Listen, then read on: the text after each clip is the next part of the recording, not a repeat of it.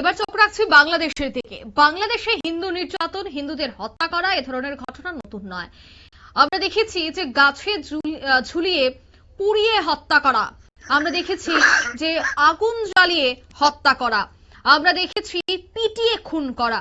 এবার যে খবর উঠে এসেছে বাংলাদেশ থেকে, জলে ডুবিয়ে মারা হলো এক হিন্দু যুবককে, তাও আবার নওগাঁর মহাদেবপুর উপজেলার রায়গা ইউনিয়নের কৃষ্ণপুর গ্রামে, যেখানে মাত্র 28 বছরের এক যুবককে শ্বাসরোধ করে মেরে ফেলা হয়েছে। বিস্তারিত সেই বিষয়ে জানবো। টেলিফোন লাইনে যুক্ত হয়ে গেছে প্রতিনিধি সোমনাথ মুখোপাধ্যায়। সোমনাথ, নোয়াগাঁওয়ের এই ঘটনা কি জানতে পারছো বিস্তারিত?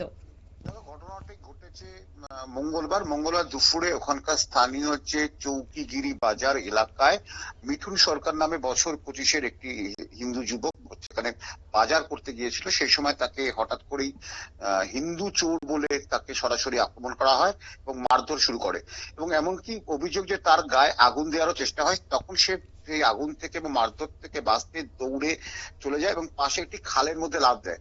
এবং এখন জানো যে আবহাওয়া প্রচন্ড ঠান্ডা, বাংলাদেশেও কিন্তু আমাদের ভারতবর্ষের বিশেষ পূর্ব প্রান্তের মতো আবহাওয়া থাকে, সেখানে সেই ঠান্ডার মধ্যে জলের মধ্যে নামে। সেই গোটা খালটাকে ঘিরে ধরে উগ্রবাদী মৌলবাদীরা এবং এই কট্টরপন্থীরা, তারা কিন্তু সশস্ত্র অবস্থায় ছিল। ও কিছুতেই উঠতে পারেনি।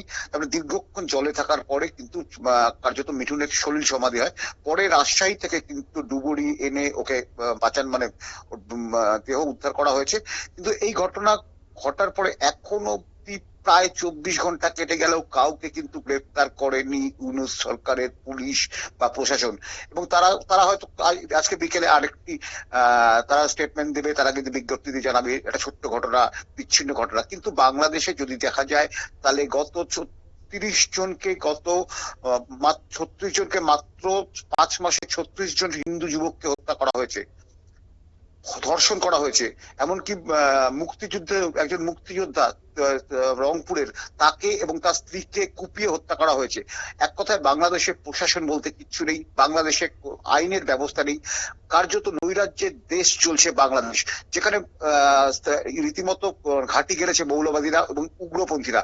বাংলাদেশ ভেঙে পড়েছে ইতিমধ্যে। বাংলাদেশের অর্থনীতি ভেঙে পড়ে যায়, তাদের যে ফুড চেন, সেই চেনও কিন্তু নষ্ট হয়ে যাচ্ছে। কিন্তু সাধারণ মানুষ কিন্তু এখনো বুঝতে পারছে না যে এই মৌলবাদীরা দেশটাকে কোথায় নিয়ে যেতে পারে।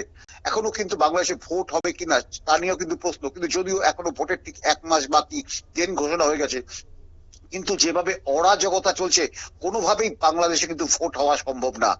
কারণ আমরা দেখতে পাচ্ছি, গতকাল তোমার সাথে যখন কথা হচ্ছিল আরেকটি খবরে, আরেকটি হিন্দু যুবককে যেখানে পিটিয়ে হত্যা করা খবরে আমরা বলছিলাম, সেখানে বলছিলেন বাংলাদেশের মহিলারা কিন্তু কার্যত ঘরের থেকে বেরোতে পারছে না, ভোটে দাঁড়াতে দেয়নি মহিলাদের। মাত্র 4% মহিলা ভোটে দাঁড়িয়েছে। অর্থাৎ বাংলাদেশের ভবিষ্যৎ যে কোন দিকে যাচ্ছে সেটা কিন্তু একটা বড় প্রশ্ন। অঙ্কিতা, একদমই ধন্যবাদ। অর্থাৎ ইউনূসের বাংলাদেশে হিন্দুদের উপর অত্যাচার, নির্যাতন, জলে ডুবিয়ে মেরে ফেলা, এই ধরনের ঘটনায় কিন্তু বাংলাদেশের অভ্যন্তরীণ পরিস্থিতি যে যথেষ্ট উদ্বেগজনক তার বলার অপেক্ষা রাখছে না। নিয়ে নিচ্ছি ছোট্ট একটি বিজ্ঞাপন, বেরোতেই সঙ্গে থাকুন।